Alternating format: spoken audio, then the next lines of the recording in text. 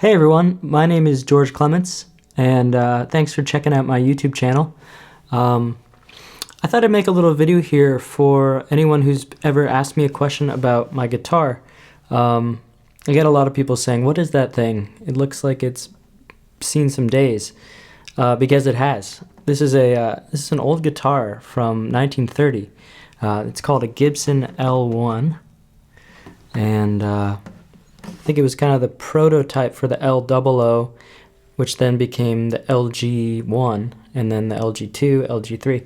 So this is a kind of a 00 sized body with mahogany back and sides. I think it's an Adirondack spruce top. You know, it was like a Sears catalog guitar. It probably didn't cost more than $50 back in the day. But I found it in 2014 when I was at the Joval Bluegrass Festival in Massachusetts. And a friend of mine was selling it at his kind of booth in the vendor section. And I picked it up and it was just like, whoo, kind of knocked me off my feet. It was so bright, but it had such depth of the bass.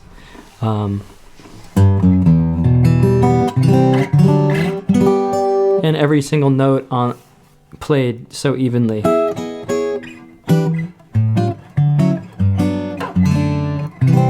So I made him an offer, and he said yes, and I'm just grateful because this has become my favorite guitar, and I've been playing it pretty steadily over the years, and it's very lightweight. It can't weigh more than 3 pounds. It's kind of scary how thin the top is. It's got a rosewood bridge. I put in some bone pins. This is for the real guitar nerds out there. And then there's like a bone saddle in here. It didn't have a pick guard. I put that pick guard on there just because I have fingernails and I was wearing through the top. And I didn't want it to end up like Willie Nelson's guitar with a giant hole in the top trigger. And then I also had it refretted with some taller frets. I like slightly taller frets. I replaced the tuners because the original ones had kind of worn out. And had to get these braces re-glued at one time.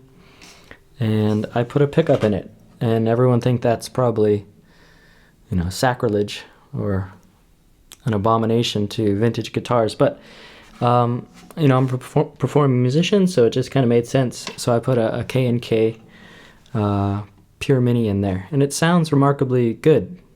Sometimes those don't work it's that great in guitars, but in this one it did, and I'm really grateful for that.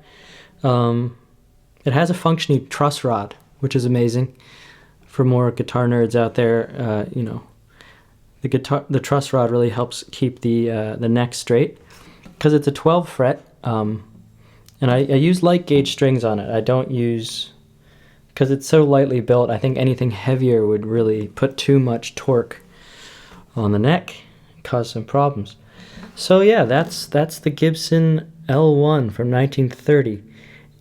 It doesn't have a serial number, so I've just kind of guessed that that's the year. But I've shown it to some vintage Gibson nerds, and they've confirmed that it's probably 1930s. So I think it's a pretty cool guitar. I feel really lucky to have found it, and I got a great deal on it. And I know these have gone up a lot, and they're pretty rare to find. But sometimes a guitar finds you, and I feel like this one was meant to find me because I really have never found another one that I've been able to love as much. So here's just a little playing on it here.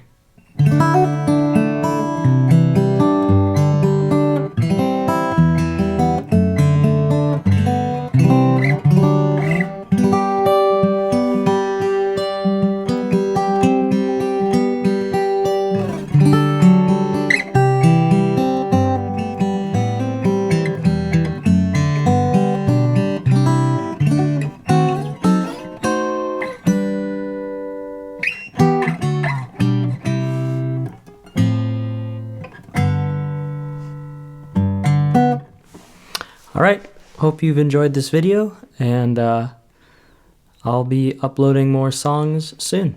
Thanks so much.